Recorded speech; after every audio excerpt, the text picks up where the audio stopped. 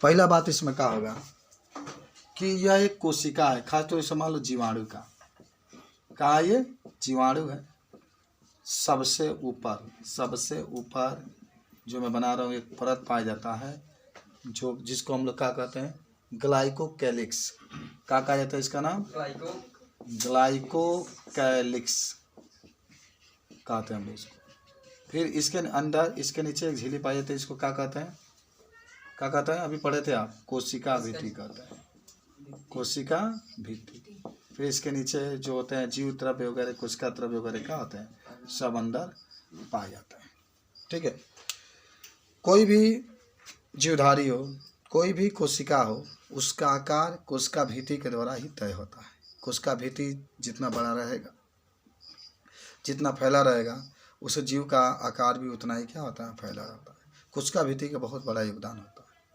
कोशिका भित्ति जो होता है, आपसे प्रश्न पूछा जाता है कि कोई जीव है, उस जीव का आकार किसके द्वारा निर्धारित की जाती है, तो कोशिका भित्ति के द्वारा। हम लोगों में कोशिका भित्ति पाई नहीं है। नहीं, यहाँ पादपों की बात हो रही है, पादपों की बात हो रही है। हम लोगों तो कोशिका, हम लोग का जो होता है शरीर का आकार किसके द्वारा बनता है, हड्डियों के द्वारा। जहाँ शरीर का हड्डी होता है वहाँ शरीर का ढांचा बन जाता है। समझ रहे बात को? तो थोड़ा सा नोट करते हैं इसमें। लिखना प्रोकैरियोटिक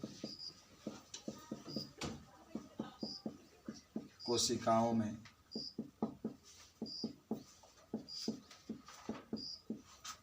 विशेष रूप से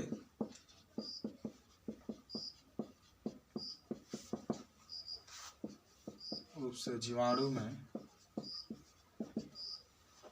एक जटिल रासायनिक कोशिका आवरण मिलता है। एक जटिल रासायनिक कोशिका आवरण मिलता है जो कोशिका को चारों ओर से मजबूत बनाए रखता है, जो कोशिका को चारों ओर से मजबूत बनाए रखता है, मजबूत बनाए रखता है, जिसे ग्लाइकोकैलिक्स कहते हैं, जिसे ग्लाइकोकैलिक्स कहते हैं। इसके अंदर कोशिका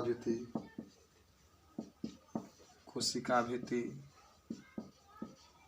तथा जीव द्रव्य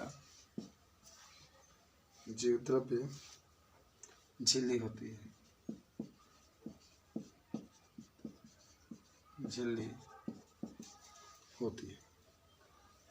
कोशिका भित्ति किसी भी कोशिका का एक निश्चित आकार प्रदान करती है। कोशिका भित्ति किसी भी कोशिका का एक निश्चित आकार प्रदान करती है। ठीक है। कुछ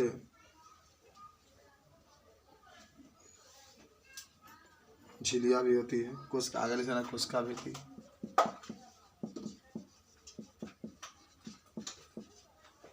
कोशिका भी थी। जीवाणु को फटने तथा जीवाणु को फटने से बचाती है, फटने से बचाती है। इस तरीके से इसके बारे में आप